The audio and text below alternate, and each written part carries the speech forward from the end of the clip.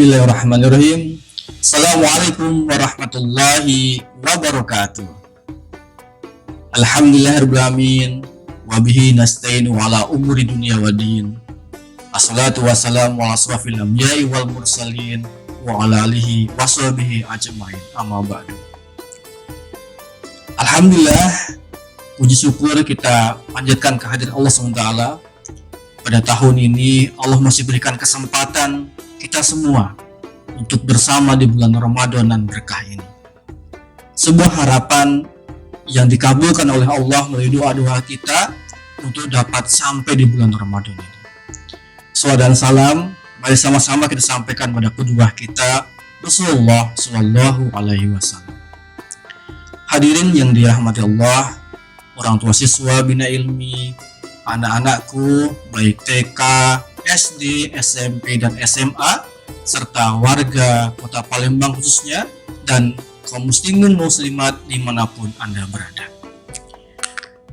Pada kesempatan kali ini, saya ingin berbagi, menyampaikan tausiah dengan tajuk yakni keutamaan bulan Ramadan.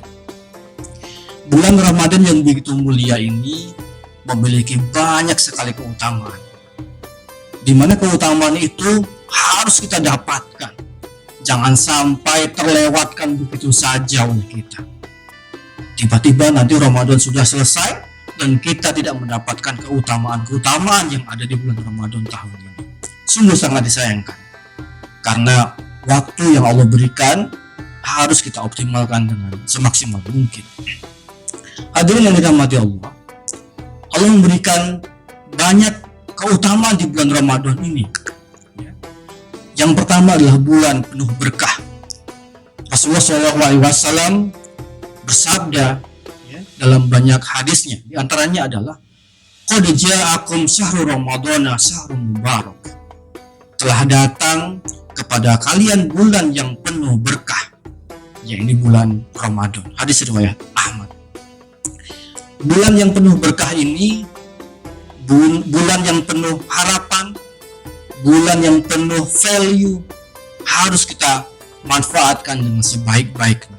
Karena keberkahan yang Allah berikan itu akan menjadi sia-sia jika tidak kita manfaatkan. Rasulullah SAW juga bersabda dalam hadis lainnya yang diriwayatkan oleh Muslim, telah datang kepada kalian bulan yang penuh berkah, diwajibkan kepada kalian ibadah puasa, dibukakan pintu-pintu surga, dan ditutuplah pintu-pintu neraka, serta setan-setan dibelenggu. Di dalamnya terdapat malam yang lebih baik dari 1000 bulan. Barang siapa yang tidak mendapatkan kebaikannya, berarti ia telah benar-benar terhalang, terjauhkan dari. Kaum muslimin yang dirahmati Allah SWT, yang pertama yang kita dapatkan dari makna hadis tadi, bahwa di bulan Ramadan ini terdapat kewajiban berupa puasa, sebagaimana yang diwajibkan pada kaum sebelum kita. Berpuasa di zaman Nabi Adam sampai dengan zaman sebelum Nabi Rasulullah SAW, Nabi Isa alaihissalam, memiliki puasa yang dengan kekhasannya masing-masing. Kita ditugaskan, kita diwajibkan menunaikan puasa hanya dengan sebanyak 1 bulan, maksimal 30 hari. Kalau kita lihat, ada salah satu puasa yang dilakukan oleh Rasulullah yang lain, yaitu Rasul Nabi Daud. Beliau berpuasa sehari puasa, sehari tidak. Sehari puasa, sehari tidak. Jika kita jumlahkan, maka 1 tahun itu jumlahnya menjadi setengah bulannya berpuasa dan setengah bulannya tidak berpuasa. Artinya setahun berpuasa selama 6 bulan. Kita kaum muslimin berpuasa hanya 1 bulan, dan 1 bulan itu pun ternyata tidak gampang untuk menunaikan puasa. Banyak hal yang menjadi penghalang-penghalangnya, tapi juga banyak hal yang mempermudah sehingga kita akan mendapatkan keberkahan di bulan Ramadan ini. Rasulullah SAW bersabda, as-salatul khamsu wal jum'ah ilal jum'ah wa ramadan ila ramadan mukaffiratun ma bainahunna idza jtanaba al kabair.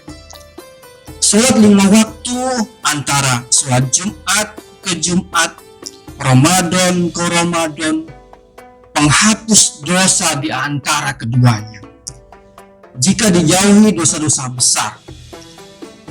Kaum muslimin yang dirahmati Allah, Allah sudah memberikan sebuah kesempatan.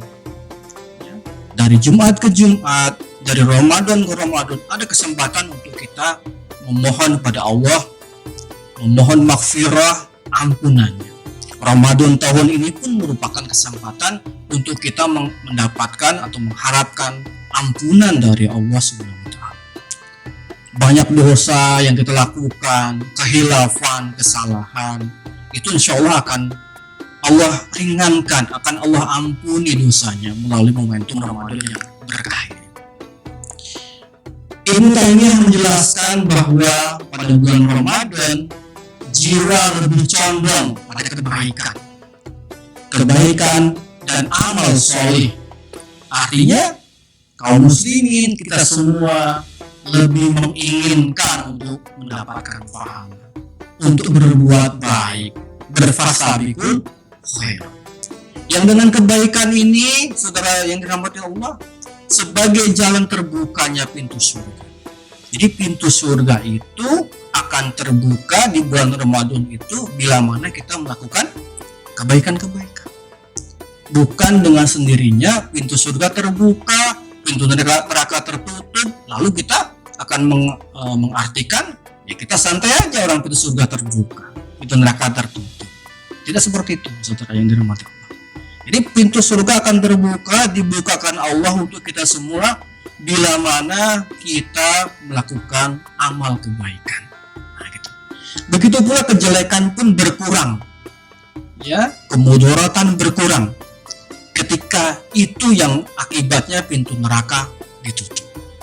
Karena kebaikan bertambah, banyak hal yang kita lakukan, kebaikan kita lakukan, maka insya Allah akan meminimalisir terjadinya keburukan. Meminimalisir kita bermaksiat kepada Allah. Kita ingat dengan keutamaan di bulan Ramadan ini. Dengan demikian, kebaikan kita naikkan akan membuat keburukan, potensi keburukan itu akan berkurang. Kita analogikan sebuah cangkir atau gelas yang berisi air yang berwarna. Gitu ya. Satu gelas itu berisi air berwarna. Sebut saja warnanya merah. Bagaimana kemudian kita bisa merubah warna air gitu kan dalam gelas itu sehingga menjadi lebih jernih? Apakah langsung kita buang airnya? Tentu tidak, ya. Tapi dengan sedikit-sedikit kita berikan air berwarna jernih, terus dialiri, maka warnanya akan berpindah keluar, sementara warnanya akan menjadi putih. Potensi kejelekan atau bermaksiatnya kita kepada Allah akan kita tutupi, akan kita jernihkan melalui amal kebaikan. Saudara yang dirahmati Allah, sedangkan setan itu diikat, berarti mereka tidaklah mampu melakukan maksiat sebagaimana ketika tidak berpuasa. Namun maksiat masih bisa terjadi karena syahwat, karena hawa nafsu. Ketika syahwat itu ditahan, maka setan-setan pun terbelenggu. Maknanya adalah bahwa setan terbelenggu itu ketika kita bisa menjaga hawa nafsu. Kita bisa mengendalikan diri kita, lisan kita, mata kita, pendengaran kita, tangan kita, kaki kita, dan semua organ tubuh kita. Ya. Setan terbelenggu, tidak mengganggu kita ketika kita bisa mengendalikan diri kita. Nah, artinya ada 3 komponen, 3 konsumsi yang kita dapatkan ketika bulan Ramadan itu hadir dan akan memberikan keberkahan pada kita. Yang pertama tadi adalah pintu surga dibuka lebar-lebar ketika kita melakukan kebaikan.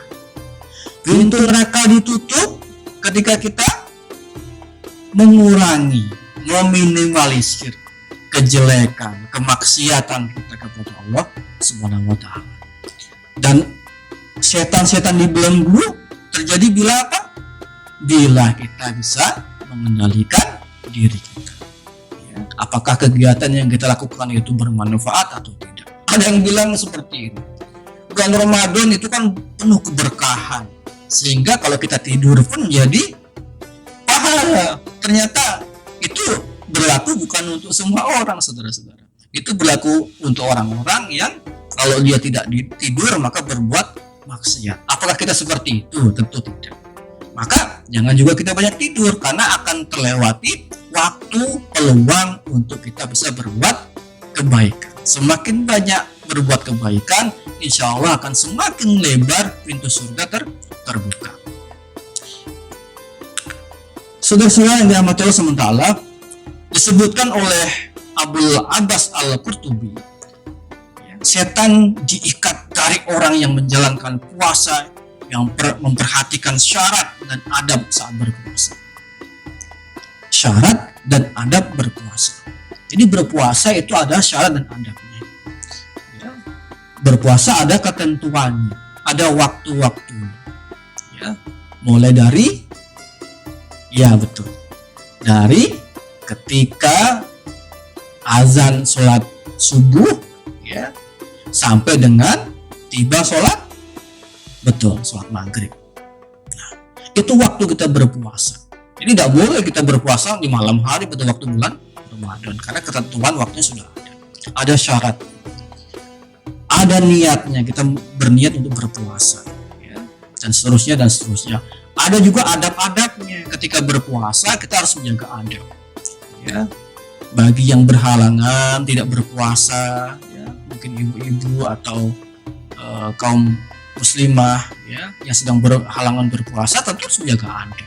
Tidak boleh kemudian di depan orang berpuasa memamerkan makanan-makanan enak seperti itu. Belum waktunya berbuka puasa sudah menawarkan makanan dan seterusnya. Maka setan tidaklah terbelenggu darinya, ya, kalau kemudian kita melakukan